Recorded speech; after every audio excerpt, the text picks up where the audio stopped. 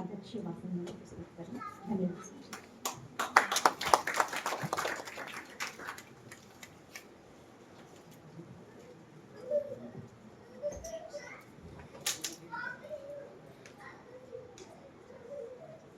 आज इस नेहरू युवा केंद्र और राष्ट्रीय सेवा योजना के संयुक्त तत्वावधान में विकसित भारत के संबंधित विषय पर उपस्थित मंचासीन हमारे विद्वद्जन, इस प्रसार में उपस्थित हमारे शिक्षक बंधु, मेरे युवा साथियों, सबको विश्वविद्यालय की तरफ से बहुत बहुत स्वागत, जोहार। आज का विषय, आप जान रहे हैं कि भारत युवाओं का देश है, जिसकी 65% पॉपुलेशन युवाओं की है, जो 18 से 35 वर्ष उम्र के हैं। दैट मीन्स करीब 85 करोड़ जनसंख्या हम लोगों की युवाओं की है, लगभग। तो यूं कह सकते हैं कि भारत एक युवा देश है, जिसको विकसित होने के लिए हम लोगों ने एक एम फिक्स किया है कि 2047 तक हम विकसित की श्रेणी में आ जाएंगे।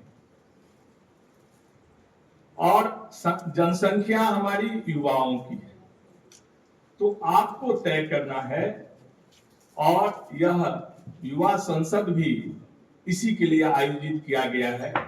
नीति आयोग या कमेटी बनी है, सबने अपना रिकमेंडेशन दिया है, लेकिन तय आपको करना है कि आपकी किन किन नीतियों से भारत विकसित राष्ट्र की श्रेणी में आ जाएगा, विकसित हो जाएगा।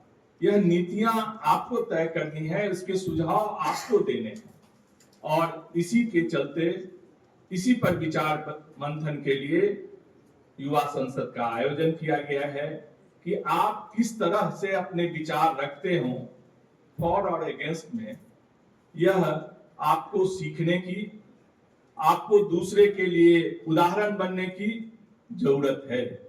इसलिए जो सिलेक्टेड सहकर्मी आए हैं, जो इसमें भाग लेंगे, उनसे मेरा अनुरोध है कि विषय की गंभीरता को सोचें और उस पर तब अपना विचार रखें, और उस विचारों का प्रतिफल सुझाव के रूप में हो। यह हम लोगों की इच्छा होनी चाहिए, हम लोगों का कार्यक्रम होना चाहिए। एक विषय आपके पास दिया हुआ है, वन नेशन वन इलेक्शन। तो आपको देखना होगा कि यदि वन नेशन वन इलेक्शन होता है तो इसके क्या क्या फायदे हैं। आपको यह तय करना होगा कि एक बार में हमारे सभी जितने भी वोटर्स हैं वह अपना वोट दे पाएंगे, जिससे हो सकता है कि खर्च में कमी आ जाए। आप एक बार में आपके राज्य और राष्ट्र के इलेक्शन एक बार में हो जाते हैं, तो 5 साल का जो तय है संसद की और राज्य की विधानसभाओं की, वह सुचारू रूप से चल पाएगी। यह आपको तय करना है। दूसरी तरफ देखना है कि इसके डिमेरिट्स क्या होंगे, कि यदि बीच में ही विधानसभा भंग हो गई तो फिर किस रूप में उसका चुनाव होगा, उसमें खर्च क्या आएंगे, पहले जो खर्च हो रहे थे और आज जो खर्च हो रहे हैं उसमें कितना अंतर आएगा, आपके जो मूल संविधान है उसके किस किस अनुच्छेदों में परिवर्तन करना होगा, वह परिवर्तन किस रूप में होगा, यह सब पर आपको विचार करना है। और इन विचारों के माध्यम से आप तय कर पाए कि यह राष्ट्र के लिए सही होगा वन इलेक्शन या नहीं।